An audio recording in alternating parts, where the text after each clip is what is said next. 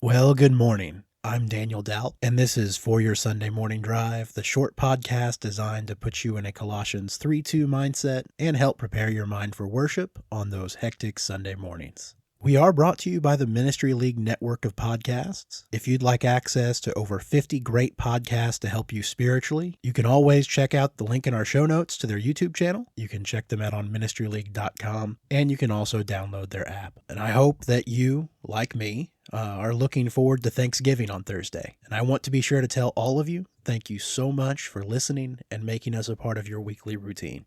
I have become quite fond of doing this little show, and I hope that it is making a difference for you. And I just want to say thank you for being along for the ride. Have a wonderful holiday. Let's go ahead and get this show on the road. This is episode 32, A Seat at the Table. Let's go to church.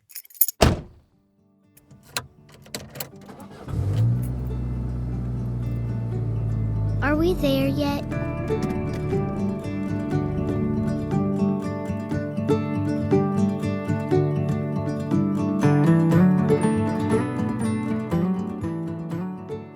This Thursday is Thanksgiving, and as many of us do, I get nostalgic this time of year, both for current traditions and those of years gone by. Well, one of my favorite traditions that used to be a November ritual was a pre-Thanksgiving video game night, and it took place on the night before Thanksgiving. And here's how it would usually play out. We would look forward to all the guys coming back from college that were out of state. And after Wednesday night Bible class, we would make our way to my buddy Mike's house. We'd order some pizza. We'd have a cooler of Mountain Dew, ski, or whatever we thought we might be able to get enough caffeine out of for the night at hand.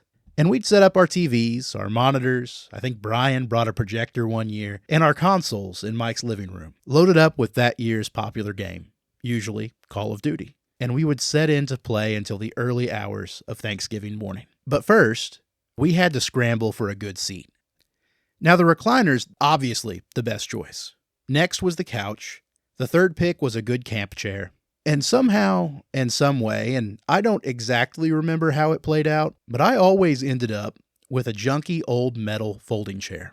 And you could set your watch by it. So much so that it became a running joke every year without fail. I mean, every year I'd end up with this chair. So much so that I could expect that folding chair waiting for me when I arrived, with a sign taped to it that simply read, Daniel's chair. And I'll admit, I was a little salty from year to year about not getting a better seat, but as I look back on it, I miss those gatherings. And honestly, I'm just glad to have had a seat at all. And I would have gladly sat on the floor if it was that or not make those memories together. And it kind of reminds me of the lesson that Jesus teaches in Luke 14, 7 through 11. And he began speaking a parable to the invited guests when he noticed how they had been picking out the places of honor at the table, saying to them, when you are invited by someone to a wedding feast, do not take the place of honor, for someone more distinguished than you may have been invited by him, and he who invited you both will come to say to you, give your place to this man, and then in disgrace you proceed to occupy the last seat. But when you are invited,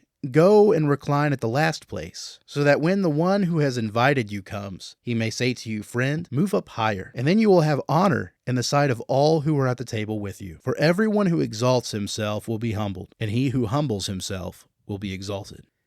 It also reminds me of Matthew 22 and the song that often we draw out of that, where Jesus is telling this story and he says, all things are ready, come to the feast. This Thursday, you'll probably be in a similar situation. A guest at a feast, a guest at the table, looking for a seat. And as we should in all areas of life, don't strive for that place of honor, but humble yourselves.